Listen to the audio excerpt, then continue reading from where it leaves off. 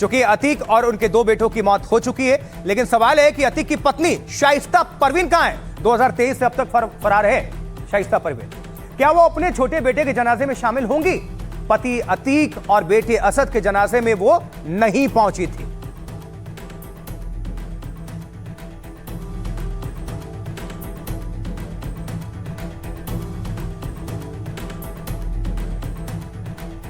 आइए जरा जो डिटेल्स हैं अतीक की पत्नी शाइस्ता परवीन को लेकर वो आपके सामने रखते हैं। देखिए, शाइस्ता परवीन 2023 से फरार चल रही है। शाइस्ता परवीन पर 50,000 रुपए का इनाम घोषित है।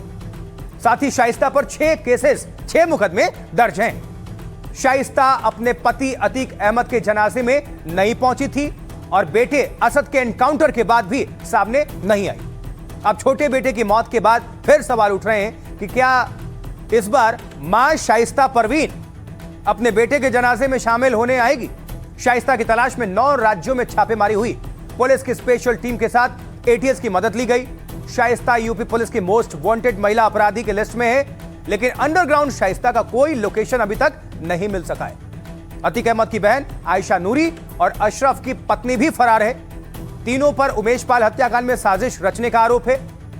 साथ ही हमलावरों को मदद देने का भी आरोप बनाया गया था। आरोपी शाइस्ता के सामने आते ही पुलिस उसे गिरफ्तार करेगी। इस वजह से शाइस्ता का बेटे के जनाजे में आना मुश्किल ही लग रहा है।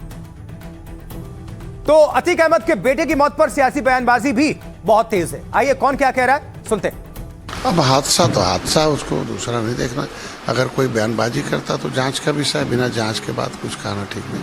हादसा तो कभी भी कहीं हो सकता है और हादसे में शिकार हैं तो हादसा को सड़क पर हादसे को हादसे के हिसाब से देखा जाना चाहिए, फिर राजनीति। और उसमें एक व्यक्ति संभवतः जो जख्मी है उसने भी पुलिस के सामने बयान दिया है। तो कुछ लोगों का काम ही है हर घटना को विवादित बनाना। कुछ लोगों की मंशा होती है हर घटना को लेकर एक बवंडर खड़ा करना।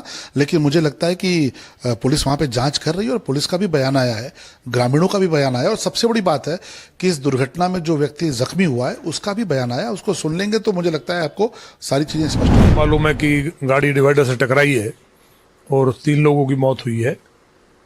और इस दुनिया में जो माँ बाप करते हैं यह व्यक्ति खुद करता है, कहीं ना कहीं कर्म का फल भोगना पड़ता है। नहीं, किसी का भी मौत हो तो वो दुखद ही होता है। और अब जो प्राकृतिक या ईश्वरीय जो घटनाएं होती हैं, निश्चित रूप में किसी का भी मृत्यु हो वो दुख का ही कारण बनता है।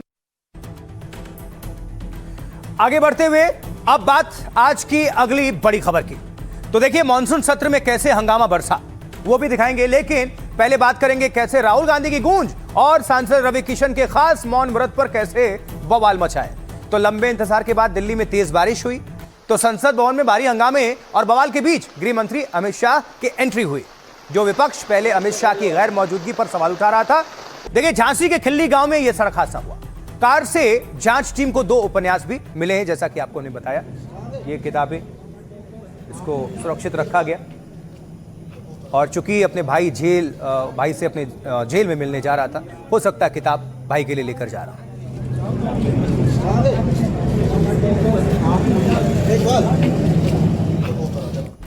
तो अतीक अहमद के 5 बेटों में 2 बेटे जेल में हैं और तीसरा जो बेटा है उसका एनकाउंटर हो चुका है। सबसे छोटे बेटे की आज हादसे में मौत हुई। एक बेटा ग्रेजुएशन का छात्र है। अतीक का पूरा जो कुनबा है एक एक करके वो बिखर गया है। ये जो अभी आप तस्वीर देख रहे हैं इस वक्त, ये 2023 की तस्वीर है, आपको याद होगी, जब माफिया अतीक को कैमरे के सामने ही गोली मार दी गई थी। अतीक अहमद के साथ उसके भाई अशरफ को भी गोली मार दी गई थी।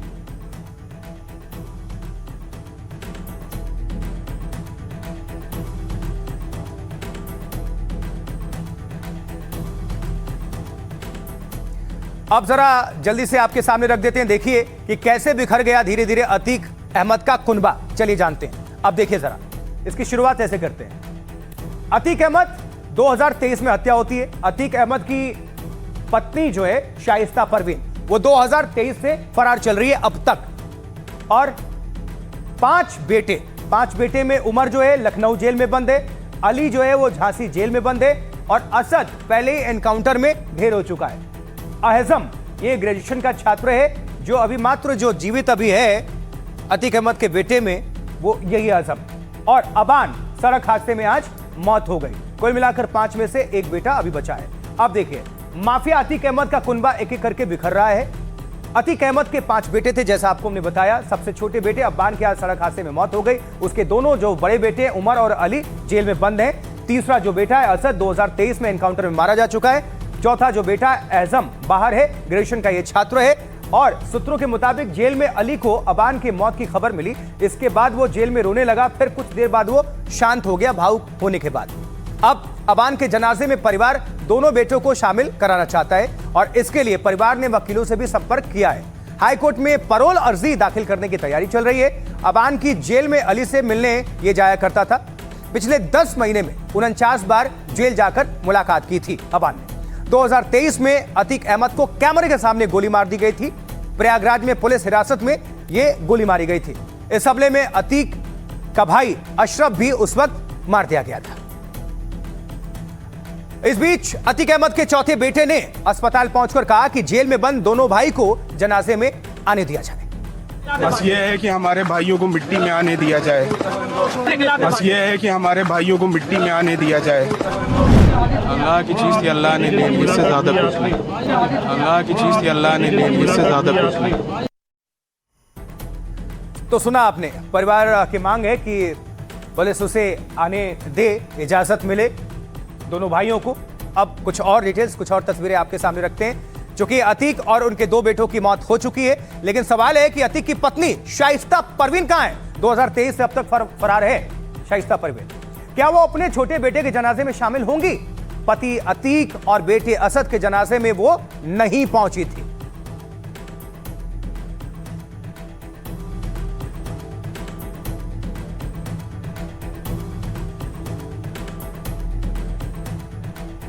आइए जरा जो डिटेल्स हैं अतीक की पत्नी शाइस्ता परवीन को लेकर, वो आपके सामने रखते हैं। देखिए, शाइस्ता परवीन 2023 से फरार चल रही है। शाइस्ता परवीन पर 50,000 रुपए का इनाम घोषित है।